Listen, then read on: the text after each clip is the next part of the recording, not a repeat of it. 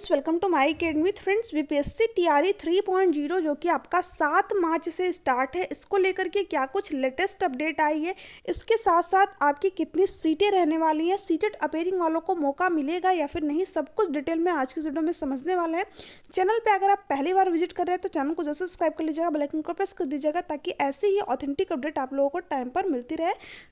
आप यहाँ पर स्क्रीन पर देख पा रहे होंगे, सबसे अधिक 1 से 5वीं में 1637 रिक्तियाँ, 6 से 8वीं में 569 और 11 से 12वीं में 926 पद रिक्त। बीपीएससी तीसरे चरण की शिक्षक भर्ती के लिए जिले में 1 से 12वीं के लिए 3793 सीटें। इस न्यूज़ पर अभी हम लोग आएंगे। इसके पहले वाली जो न्यूज़ है, सबसे पहले उसको देख लेते हैं। आप यहाँ पर देख पा रहे होंगे, तीसरे चरण की शिक्षक भर्ती परीक्षा 7 मार्च से, इसको लेकर के क्या कुछ अपडेट है। यहाँ पर बिहार लोक सेवा आयोग ने तीसरे चरण की शिक्षक भर्ती परीक्षा की घोषणा कर दी है। इस चरण में करीब 87,000 पदों पर नियुक्ति होगी। आवेदन की प्रक्रिया 10 फरवरी से शुरू हो जाएगी। इसकी अंतिम तारीख 17 फरवरी होगी। परीक्षा 7 मार्च से 17 मार्च तक होगी। इस बार भी प्राथमिक से लेकर उच्च माध्यमिक तक के विद्यालयों में नियुक्ति के लिए परीक्षा आयोजित की जाएगी। होली से पहले ही रिजल्ट आने की संभावना है। ठीक है, उसके बाद में यहाँ पर दे रखा है, बीपीएससी के अध्यक्ष अतुल प्रसाद ने कार्यकाल कक्ष में मंगलवार को प्रेस कॉन्फ्रेंस में बताया कि शिक्षा विभाग से परीक्षा कराने का प्रस्ताव आया है। रिक्तियों की वास्तविक संख्या प्राप्त नहीं हुई है, हालांकि रिक्तियां अच्छी खासी संख्या में होने की उम्मीद है। उन्होंने बताया कि इस परीक्षा को पूरक परीक्षा के तौर पर देखा जा रहा है। ठीक है, जो आपका सप्लीमेंट्री रिजल्ट है, उन्होंने कहा कि ये जो परीक्षा आपकी सप्लीमेंट्री रिजल्ट का है। ठीक है, इसमें 1 से 5वीं, 6 से 8वीं, 9 से 10वीं और 11 से 12वीं कक्षा तक के शिक्षकों की रिक्तियां निकाली जाएंगी। अध्यक्ष के मुताबिक इस बार शिक्षा विभाग और SC/ST कल्याण विभाग के अंतर्गत आने वाले विद्यार्थियों के लिए रिक्तियां निकाली जाएंगी। इसमें अपेयरिंग अभ्यर्थियों को मौका नहीं दिया जाएगा। आवेदन वैसे ही अभ्यर्थी कर सकते हैं जो पहले से STET सीटेट पास हैं। नए उम्मीदवारों को किसी तरह का मौका नहीं दिया जाएगा।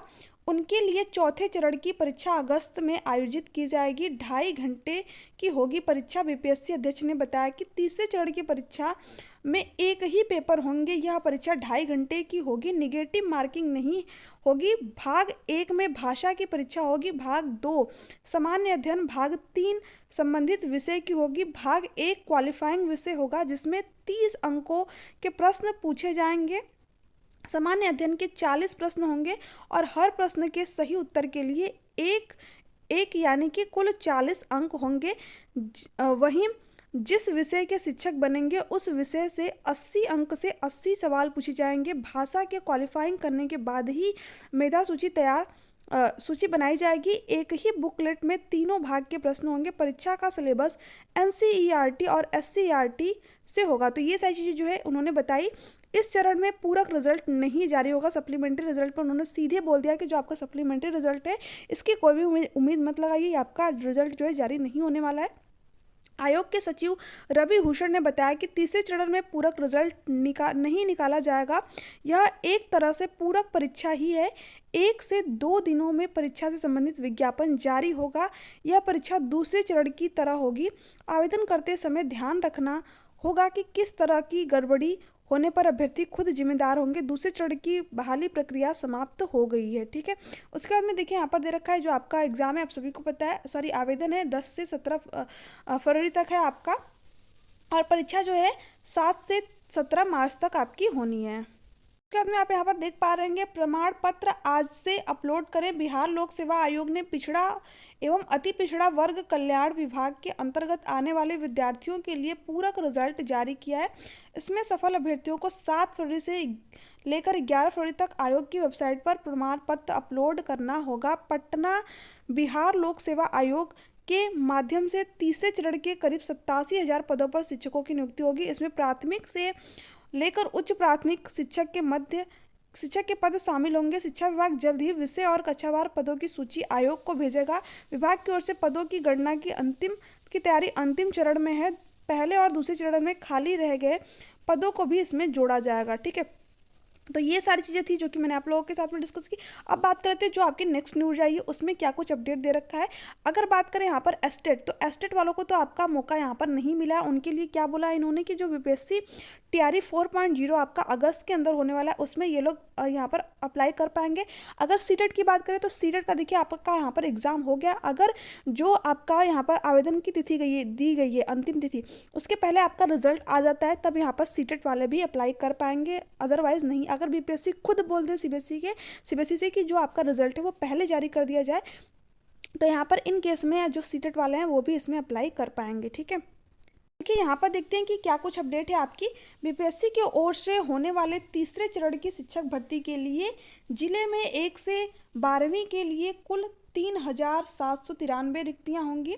इसमें पहली से 5वीं कक्षा के लिए सबसे अधिक 1637 पद, 6 से 8वीं के लिए 569, 9 से 10वीं के लिए 661 पद और 11वीं से 12वीं के लिए कुल 926 रिक्तियों का प्रस्ताव तैयार किया गया है। विभागीय निर्देश के तहत जिला शिक्षा विभाग की ओर से अगले चरण की शिक्षक नियुक्ति प्रक्रिया के लिए रिक्तियां तैयार हुई हैं। इस आधार पर अब रोस्टर तैयार करते हुए विषय और कोटिवार रिक्तियां जारी की जाएंगी। इसके साथ साथ आप यहां पर देख सकते हो विषय और कोटिवार रिक्तियां जारी की जाएंगी। विभाग की ओर से निर्देश के तहत विशेष फार्मूला के आधार पर रिक्तियां तैयार हुई हैं। इसमें पहले चरण की नियुक्ति प्रक्रिया के बाद रिक्त पड़े पद, दूसरे चरण की नियुक्ति प्रक्रिया के बाद रिक्त पड़े पद और 2 चरणों की परीक्षा के आधार पर चयनित 1 से 12वीं तक के नियोजित शिक्षकों के चयन के बाद रिक्त पदों तीनों को जोड़कर तीसरे चरण की रिक्तियां जो तैयार की जाएंगी। बीपीएससी टीआरई 1 की रिक्तियां बीपीएससी टीआरई 2 के रिजल्ट के विरुद्ध कुल रिक्तियों और बीपीएससी टीआरई 1 के पूरक परिणाम के विरुद्ध कुल रिक्तियां और बीपीएससी टीआरई 1 के त्यागपत्र देने वाले या यहाँ पर दे रखा है आपका या मृत्यु से रिक्त को शामिल किया गया है। डीईओ अजय कुमार सिंह ने बताया कि तीसरे चरण के लिए जिले में रिक्तियां तैयार की गई हैं। उल्लेखनीय है कि निर्देशालय की ओर से पिछले दिनों तीसरे चरण की नियुक्ति प्रक्रिया के लिए जिलों में रिक्त पदों की जानकारी मांगी थी। ठीक है, आप यहाँ पर देख सकते हैं यहाँ पर पहली से 5वीं के लिए रिक्तियाँ, ठीक है, सामान्य शिक्षक 1,381, उर्दू 256, कुल योग आपका 1637। ठीक है, उसके बाद में आप यहाँ पर देख सकते हो 6 से 8वीं के लिए जो रिक्तियाँ आपकी होने वाली हैं 569, गणित विज्ञान में 208, सामाजिक विज्ञान में 116 और हिंदी में आपका 67, उर्दू में 32 और संस्कृत में 65, अंग्रेजी में 81। ठीक है, कुल आपका जो है 569 आपका होने वाला है और अंग्रेजी में भी इसी तरीके से 166, विज्ञान में इतना। ठीक है, गणित में आपका 71। तो आप लोग यहाँ पर देख लीजिएगा क्योंकि ऐसे वीडियो काफ़ी ज़्यादा लंबी हो जाएगी। ठीक है, आपको मैं यहाँ पर दिखा देती हूँ 11वीं 12वीं में भी आप देख सकते हैं यहाँ पर। ठीक है, उसके बाद में ये आपके जो सब्जेक्ट हैं वो है यहाँ पर। ठीक है, अब देखिए 4 प्रखंडों के शिक्षकों के थंब इम्प्रेशन की होगी जांच। मुजफ्फरपुर बीपीएससी टीआरई 1 के तहत अब तक थंब इम्प्रेशन से वंचित शिक्षकों के डाटा का मिलान होगा। इस कड़ी में 5 प्रखंडों के शिक्षकों के थंब इम्प्रेशन की जांच होगी। इसको लेकर के डीईओ की ओर से निर्देश जारी किया गया है। बुधवार से जिला स्कूल कैंपस स्थित शिक्षा भवन में थंब इम्प्रेशन की जांच प्रक्रिया होगी। इसको लेकर के जिला शिक्षा विभाग की ओर से पूरा शेड्यूल जारी किया गया। पहले दिन सरैया प्रखंड में 25 स्कूल, 8 फरवरी को मोतीपुर के 28 स्कूल, 9 फरवरी को ओराई के 25 स्कूलों, 12 और 13 फरवरी को मीनापुर के 47 स्कूलों के शिक्षकों को बुलाया गया है। वहीं सभी स्कूलों के शिक्षकों के साथ एचएम या प्रभारी एचएम को भी बुलाया गया है। ये सभी शिक्षक 1 से 12वीं तक के कक्षाओं के विभागीय प्रशिक्षण के प्रति नियुक्ति होने के कारण इन शिक्षकों के थंब इम्प्रेशन का मिलान अब तक नहीं किया जा सका। जिला शिक्षा विभाग की ओर से जिले में बीपीएससी से चयनित और विद्यालय में योगदान दे चुके 1,151 शिक्षकों के थंब इम्प्रेशन का मिलान नहीं किया जा सका है। पिछले महीने की शुरुआत के साथ इस महीने तक चली जांच प्रक्रिया के विभिन्न तिथियों के प्रखंडवार शिक्षकों को बुलाकर उनके अंगूठे की जांच कराई गई। इस आधार पर जिले के स्कूलों से कुल 5,000, ठीक है, 5,825 शिक्षकों की रिपोर्ट HM के स्तर से जिला शिक्षा विभाग को उपलब्ध कराई गई। इसमें 4,674 शिक्षकों के अंगूठे का निशान मिला है। विभाग की माने तो जिन शिक्षकों का थंब इम्प्रेशन अब तक नहीं मिल सका है, उन्हें एक मौका दिया जाना चाहिए। थंब इम्प्रेशन मिलान की प्रक्रिया में ये शिक्षक उपस्थित नहीं हो सकते थे। इन्हें आधार पर उनके लिए दोबारा शेड्यूल जारी किया गया है। ठीक है, तो ये सारी जो है आपकी अपडेट थी।